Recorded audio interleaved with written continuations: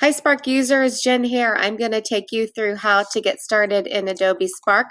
Open up a new Chrome tab and just simply search for Adobe Spark. All the websites that we're going to use are Web 2.0 and don't need any cost associated with them. So I'm going to go ahead and click on that first hit in Google and it will open up. Now I have already logged on, so I'm going to sign out super fast. And you'll see, I love the term called visual stories, transform ideas into stunning visual stories.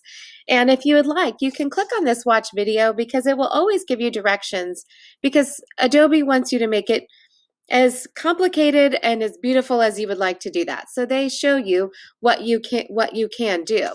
But I'm going to click on this blue Start Now. You can click on the Get Started Now or the blue Start Now on the top.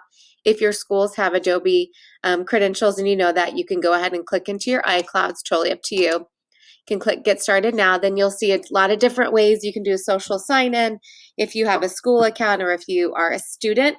If you're a teacher and you want to create an education account and give your students class codes so that it's in a really private environment, that's really helpful also. I'm going to go ahead and click on Continue with Google here and choose one of my accounts. I'll click on the Connected Classroom. And voila, that's all you need to get started into Adobe Spark. Okay, it may put a pop-up window. Mine doesn't do that anymore, but it may do that on yours. You can just close out of that. And then here's where you get started. Jennifer, tell your story with Spark. And I can do, if I don't need, I can do Instagram story, Instagram post, social media post.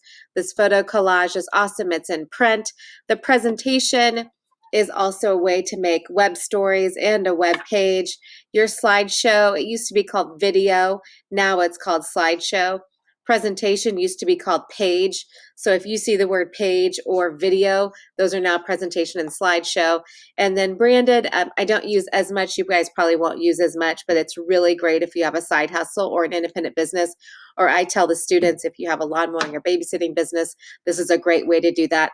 Or custom size. You have to click on everything in order to open up the world, right? So when I click on custom size even, look at all the amazing size. It will tell me, and I can choose inches instead of pixels if I'd like, because I know a lot of things about design, but I can't off the top of my head rattle how many pixels everything is in terms of inches. So I change that from pixels to inches. You can go to standard if you know you need something for even a part of your video. If you're making an ebook for students, here is a slide. For example, this is the exact size of a Google slide. So I want you guys to take a couple minutes to click through all of the different options. Letter, poster, card. This is if you were going to print.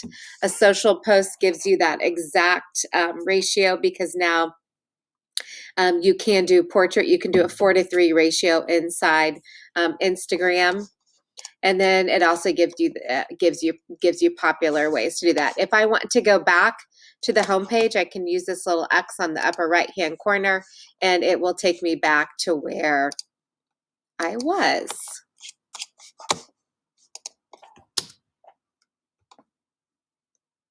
There we go. Sorry, I had to refresh my page. Also on the left-hand side, you can also get started by this blue plus sign.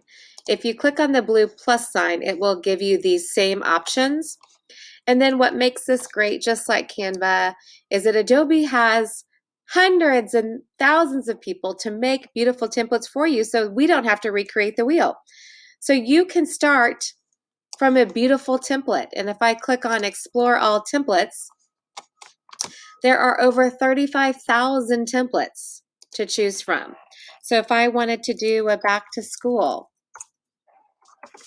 look at these cute graphics that are already started for me.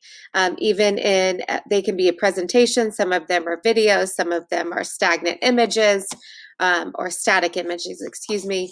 And then I can always click on that Spark logo on the upper left-hand corner or go back to the home and I'm back to where I'm started. And it's really intuitive. So, okay, so Adobe says, hey, let's start with a project. So you click on Create a Project. And it says, what do you want to do? Do you want to make a graphic, which would be more like a post Do you want to make a web page, which is your presentation?